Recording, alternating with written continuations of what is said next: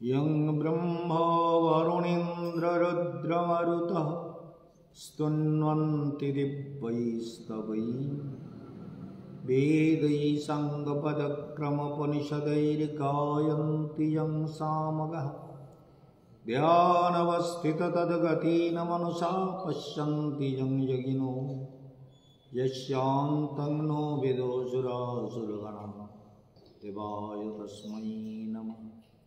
नारायणं नमस्कृत्य नरं चैव नरोत्तमं देवीं सरस्वतीं व्यासं ततो जयमुदीरये। हरे कृष्ण कृष्ण कृष्ण हरे हरे, हरे राम राम राम हरे हरे।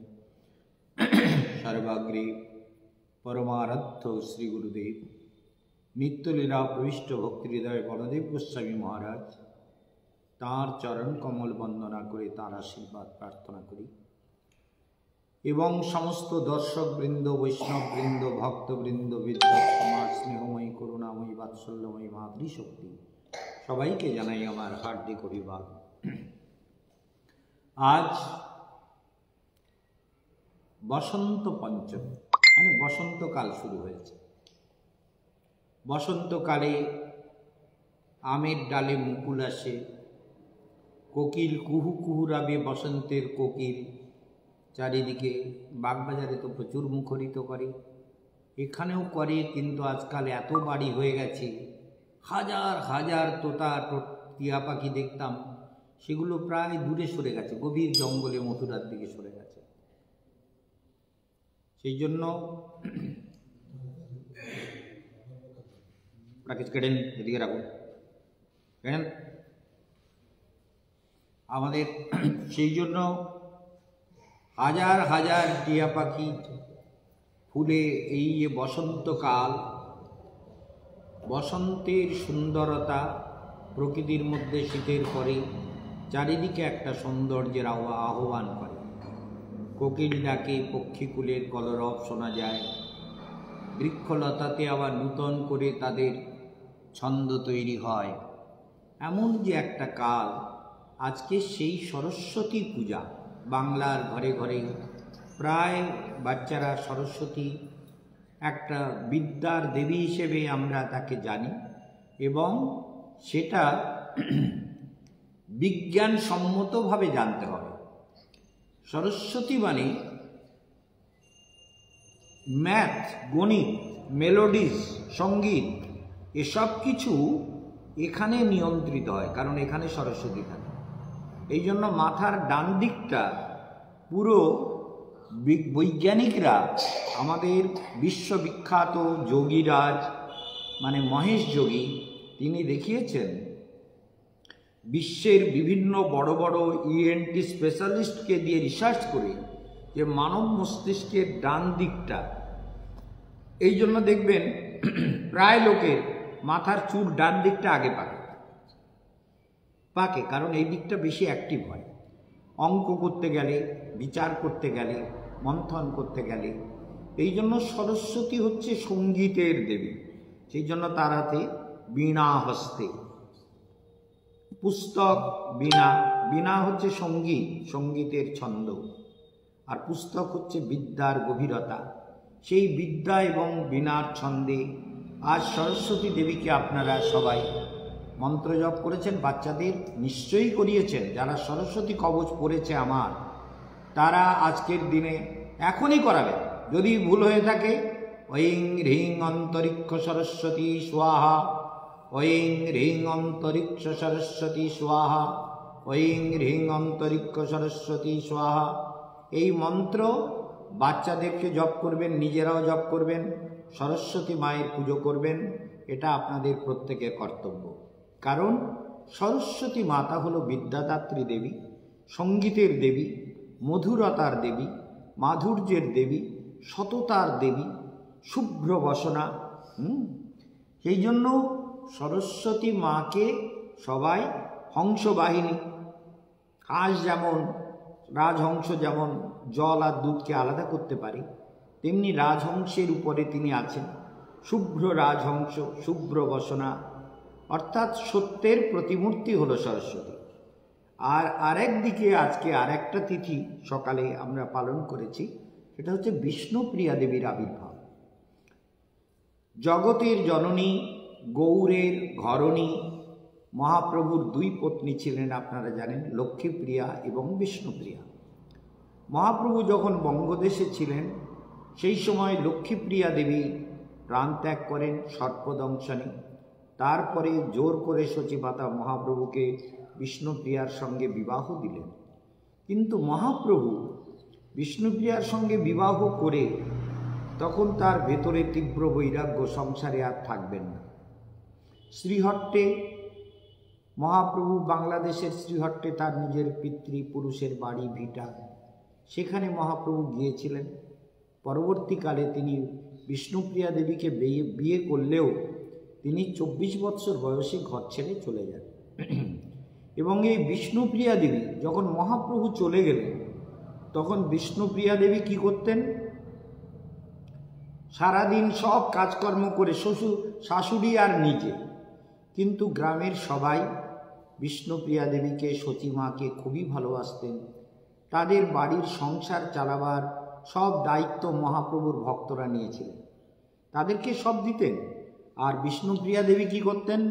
হরে কৃষ্ণ কৃষ্ণ কৃষ্ণ হরে হরে, হরে রাম রাম রাম হরে হরে।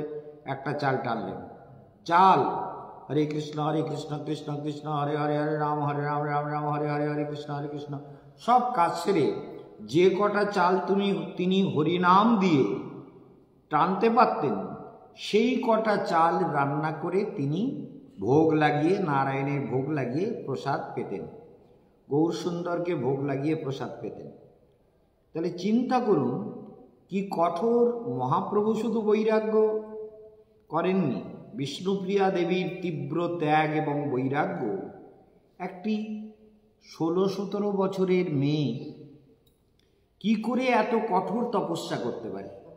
স্বামী চলে গেছে, কিন্তু সে শাশুড়ির সেবা, গৃহের সেবা, সমস্ত কর্মসংস্থান সব কিছু করেও তিনি হরিনাম করে করে এক একটা চালকে এরকম করে টেনে সেই চালের অন্ন করে গৃহদেবতাকে ভোগ লাগিয়ে বিষ্ণুপ্রিয়া দেবী এবং সচিমাতা প্রসাদ পেতেন।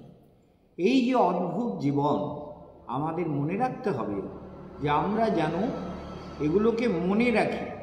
এই জন্য আমরা বলি কি, আরে ঝাড়ু দিতে দিতে ভগবানের নাম করো। আর রোটেশন, এই রোটেশনটা তো আপনাদের মনে রাখতে হবে। অর্থাৎ এই স্বাধিষ্ঠান চক্র থেকে সহস্রার, এটাকে যেমন দেখেছেন না, গম কল, ধান কল, এতে যে ফিতেটা ঘোরে রোটেশন, তেমনি আপনার আমার মধ্যে তো সুষুম্না নাড়ি, আমি তো নিরন্তর ধ্যানের রোটেশন তৈরি করি। অর্থাৎ ওখান থেকে পাওয়ারটাকে রোটেশনে ঘোরাতে হবে। তাহলে যে যত ঘোরাতে শেখে, এই টেকনিক, যার যত জ্ঞান হয়, টেকনোলজি, বৈদিক প্রযুক্তিকে যে যত অনুভব করে প্রয়োগ করতে পারে, তার সাধনা তত শক্তিশালী হয়ে ওঠে। দেখুন, আপনাদের অনেক আমি বুঝিয়েছি, যে মনে রাখবেন না ভালো করে ভুলে যাবেন।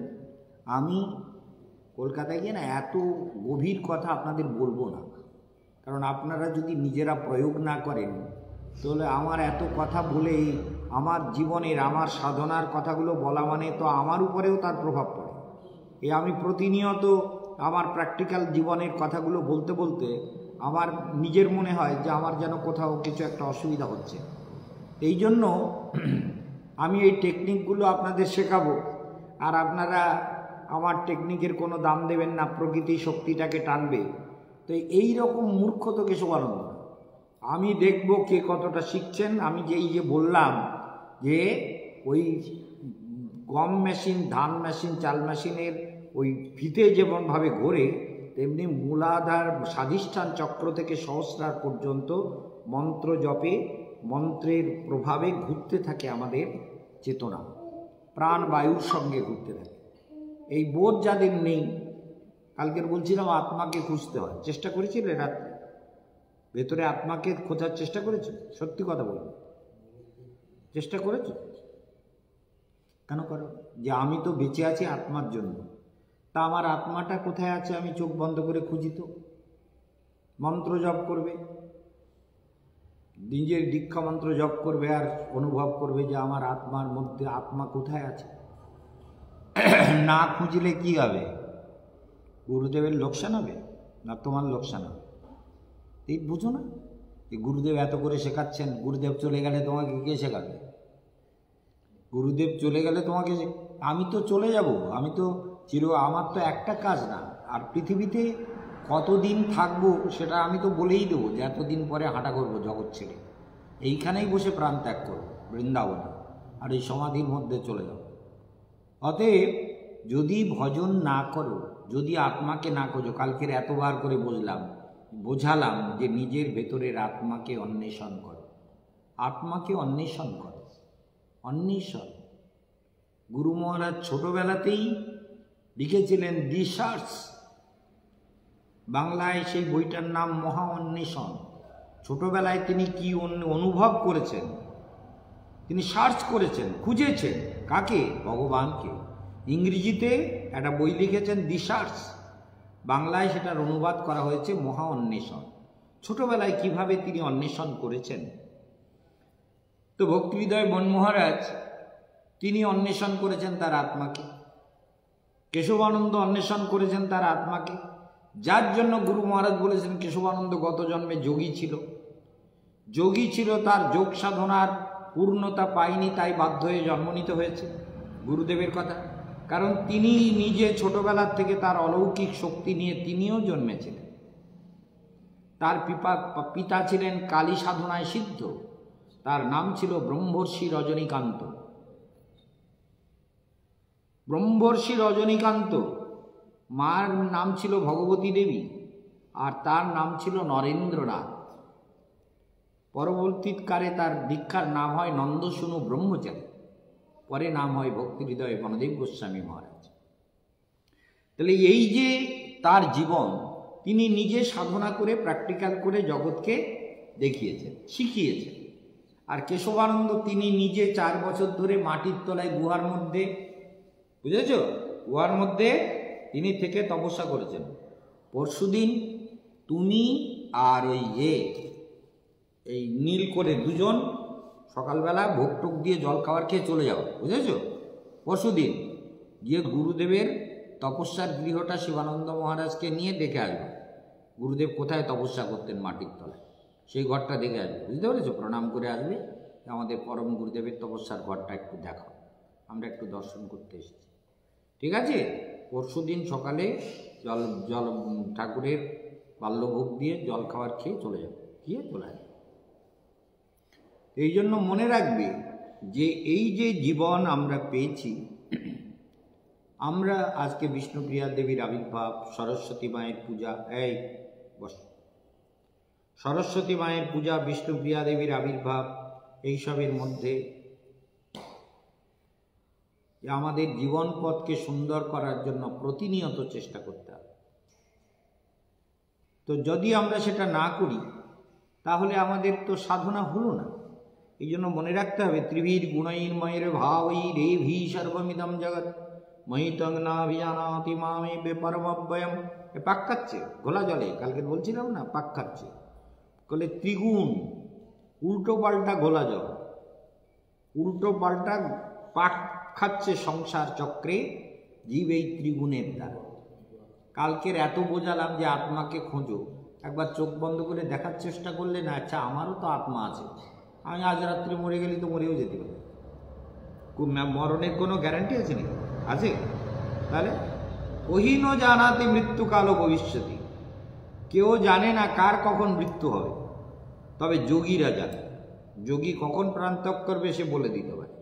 আমার গুরুদেব যেমন বলে দিয়েছেন, 65 দিন শুধু চরণামৃত খেয়েছিলেন, তিনি বলেছিলেন আমি প্রাণ ত্যাগ করব, তো অমুক সময় প্রাণ ত্যাগ করব, মানে পূর্ণিমাতে, ওই গুরু পূর্ণিমার দিনে প্রাণ ত্যাগ করবেন বলছিলেন।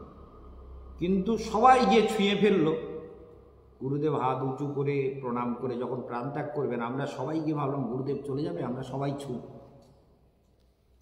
তো গুরুদেব চোখ মেলে তাকিয়ে বললেন, তোমরা আমার যাওয়ার পথটা আটকে দিলে, আমি আজকে প্রাণ ত্যাগ করব না। আমি কালকের দিনের পরে পরশু নিশাতে ব্রহ্ম মুহূর্তে প্রাণ ত্যাগ করব, এই সন্ধ্যাকালে সন্ধ্যা আরতির পর আমি প্রাণ ত্যাগ করব। চিন্তা করো। এই জন্য তিনি যেমন বলে প্রাণ ত্যাগ করেছিলেন, তো কেশবানন্দ বলে গয়ে একদম সবার সামনে বসে প্রাণ ত্যাগ করে, কারণ যোগীরা এটা করে। তা তোমাকে বললাম আত্মাকে খোঁজো, তো তোমরা আত্মাকে দেখার চেষ্টা করো না। তোমরা তো আত্মা, তো মরে যাওয়া, তো রাধারানীর ওখানে যাওয়া, যে কালকে যাওয়া বলে আমি একটু যাবো, তা যাওয়া তো ভালো, কেন যাওয়া সেটা তো আগে মাথায় থাকতে হবে। যে সেখানে রাধারানী সূর্য পূজা করেছেন, আমি গিয়ে কি পুজো করব? শুধু দেখতে যাব না? আমার কিছু আত্মার খোঁজ টোজ করার দরকার। ভেতরে তুমি তো একটা আত্মা, তো আত্মার খোঁজ করতে হবে না? তাহলে ওই জন্য ওই যে খোঁজকেমি করে যাচ্ছে, ওই ওর পেছনে লিখে আছে। এই জন্য একে তো ধ্যান করাতে বলেছি, তোমরা ওকে নিয়ে ধ্যান করো না, বসো না, ধ্যানে বসো না। তো ও বাচ্চাটা কি করে? ওকে তো বড় করার দায়িত্বটা তোমাদের। আমি তো এতদিন ধরে তোমাদের শেখাচ্ছি, বাচ্চাকেও বড় করো, নিজেরাও বড় হও, নিজেদের তপস্যা করো, ধ্যান করো, মন্ত্র জপ করো।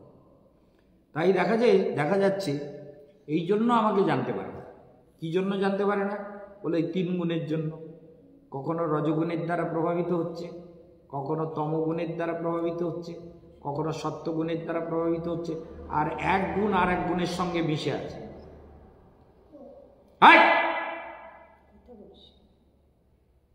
এক গুণ আর এক গুণের সঙ্গে মিশে আছে।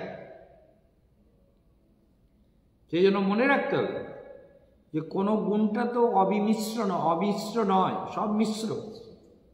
তমগুণের সঙ্গে রজগুণ, রজগুণের সঙ্গে তমগুণ, সত্যগুণের সঙ্গে রজগুণ, তমগুণ ইত্যাদি মিশ্র ভাব। এই জন্য জগতের জীব ঘোরে, সংসার পরিক্রমা করতে থাকে। সেই জন্য দৈবী যেষা গুণময়ী মম মায়া দুরত্তয়া মামেব যে প্রবদ্ধন্তে মায়ামেতাং তরন্তিতে।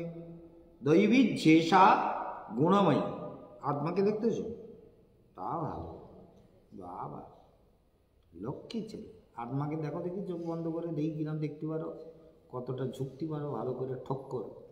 ওই লোকে ফাতনা ফেলে জলে, মাছ ধরে বড়শিতে, দেখেছো তো? যেরকম ঠক্কর দাও, দেখতে পাবো এখন আত্মা কিরম। দৈবিক যেষা গুণময়ী মম মায়া দূরত্ব। তাহলে আমার মায়া, ভগবান বলছে ত্রিগুণাত্মিকা মায়া অত্যন্ত দূরত্ব, দুস্তর। এই জন্য ভজ রাধা কৃষ্ণ গোপাল কৃষ্ণ, কৃষ্ণ কৃষ্ণ বলো মুখে, নামে বুক ভরে যায়, অভাব মিটায়, স্বভাব জাগায় মহা সুখে। ভজ রাধা কৃষ্ণ গোপাল কৃষ্ণ, কৃষ্ণ কৃষ্ণ বলো মুখে। ভজ মূঢ়মতি, ভজ মূঢ়মতি, ভজ দিন রাতি, দুস্তর এ মায়া বিপাকে। দুস্তর এ মায়া, দুস্তর মানে কি? তরা যায় না। তখন মাথায় আমার কথা ঢোকে না, না ওই জন্য ঘুম পায়। কথা না ঢুকলেই ঘুম পাবে, মানে কি বলতেছে আত্মা টাত্মা খোঁসা ঘোড়ার ডিম, আমার মাথায় ঢোকে না কিছু। কোথায় আত্মা আছে না রসগোল্লা আছে আমি কি দেখেছি? আমার বাপ দেখেছে? আমার 14 পুরুষ দেখেছে? আমার এইসব বোঝাচ্ছে ঘোড়ার ডিম। এই জন্য তো ঘুম আসে। ভালো ঘুমানো ভালো, ঘুমিয়ে ঘুমিয়ে আত্মা খুঁজে ফেলবা। দৈবিজ্যেষা গুণময়ী মম মায়া দুরত্তয়া মামেব যে প্রপদ্যন্তে মায়ামেতাং তরন্তিতে। আমাতে যে প্রপন্ন হয়, মামেব যে প্রপদ্যন্তে, আমার যে ভজনা করে, মায়ামেতাং, মায়ামেতাং তরন্তিতে, আমি তাকে মায়ার থেকে উদ্ধার করি। মাথায় ঢোকে না এসব কথা, না মাথায় ঢোকে? কি বলা হলো? ঢোকে না বললে তো ঘুম আসবে, বা ঘুমোনো একটা ভালো, হরিকথা শুনলেই ঘুম আসে। যাদের দেখবেন ঘুম হয় না, তাকে যদি বসিয়ে দেন হরিকথার সামনে না, ঠিক ঘুমিয়ে পড়বে। এক ব্যায়াম। হ্যাঁ, এসব হচ্ছে জমের কংসের কারাগারের সব সৈন্য, কংসের কারাগারের যমদূত সব। এই জন্য হরিকথার সামনে বসিয়ে দিলে ঘুমায়। যথা হয় আন কথা এঁটে সেটে বসে তথা। কি গল্প হচ্ছে একবার শুনি তো দেখি। কি গল্প? কার মেয়ের গল্প, কার বউয়ের গল্প, দুনিয়ার গল্প। রাজনীতিক ছ্যাঁচড়াগুলো যেমন সন্দেশখালি নিয়ে কত রকম এখন ব্যাখ্যা দিচ্ছে।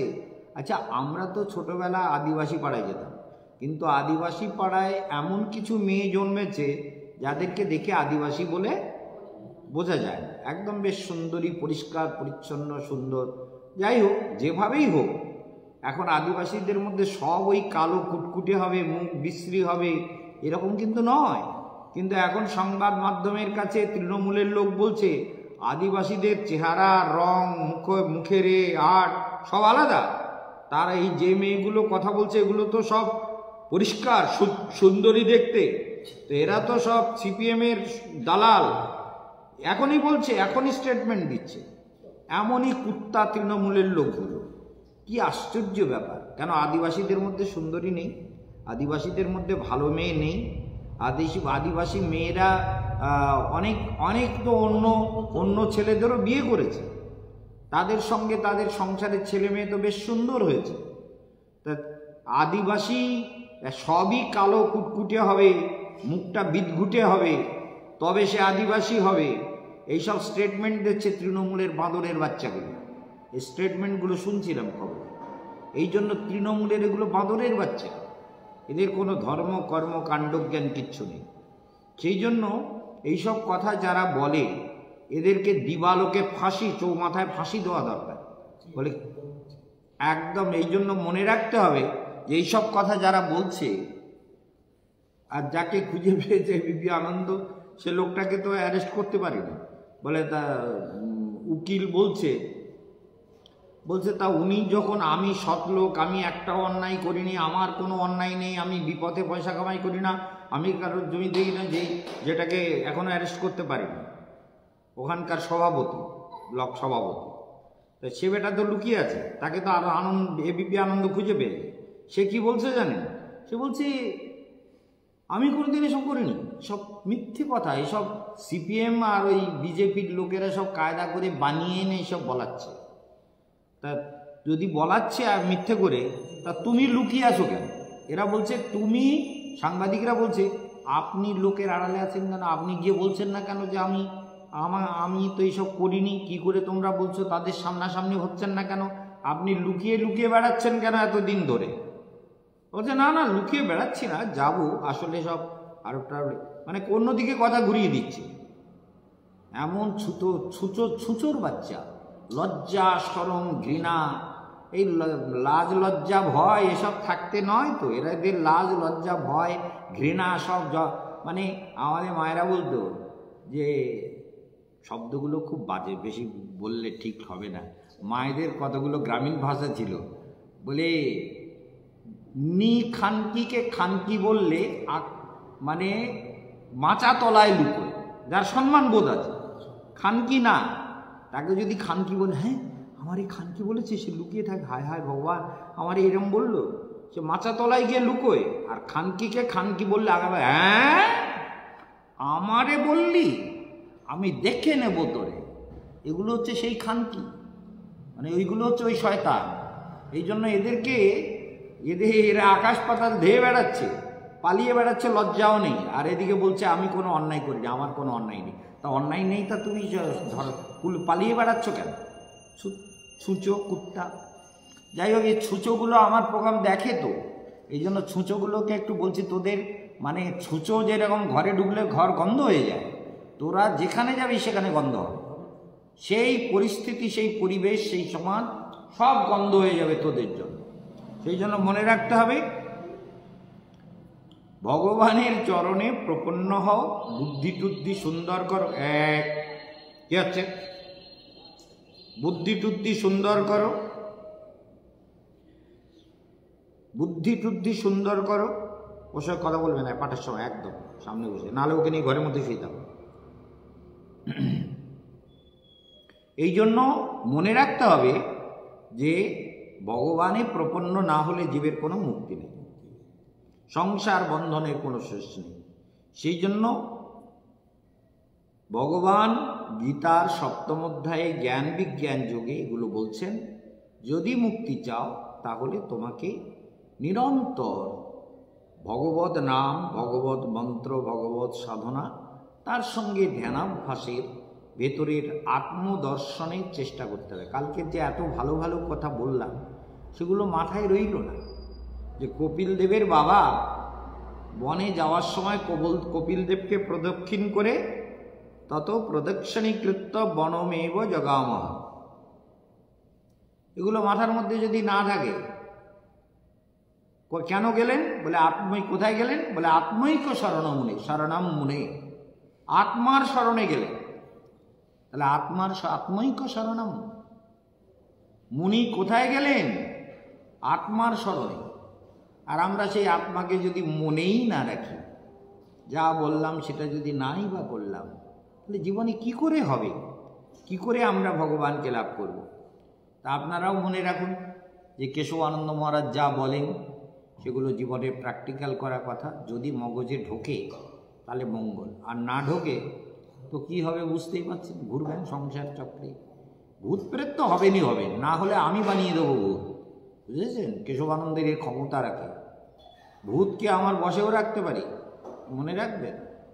আর আমি কলকাতায় এসে যাদের রোগ ব্যাধি কষ্ট আছে সেগুলোকে যতটা পারবো মুক্ত করে দেবো, একদম যতটা পারবো মুক্ত করে দেবো, ছক বিচার করে দেবো। আপনাদের জীবন পথকে যাতে সুন্দর করতে পারি তার জন্য নিরন্তর চেষ্টা করব। সবাই সেই জীবন পথে এগিয়ে চলুন, জীবন পথের সুন্দরতাকে দেখুন এবং প্রতিদিন আত্মার ধ্যান করুন, আত্মাকে অন্বেষণ করুন। আত্মার খোঁজ যারা করতে পারে তারাই ভাগ্যবান, আত্মাকে যারা খুঁজতে পারে না তারা কিন্তু অভাগা, সেটা মনে রাখবেন। হরে কৃষ্ণ কৃষ্ণ কৃষ্ণ হরে হরে, হরে রাম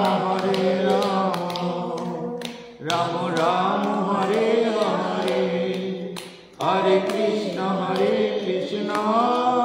কৃষ্ণ কৃষ্ণ হরে হরে, হরে রাম রাম রাম হরে হরে, হরে কৃষ্ণ কৃষ্ণ কৃষ্ণ হরে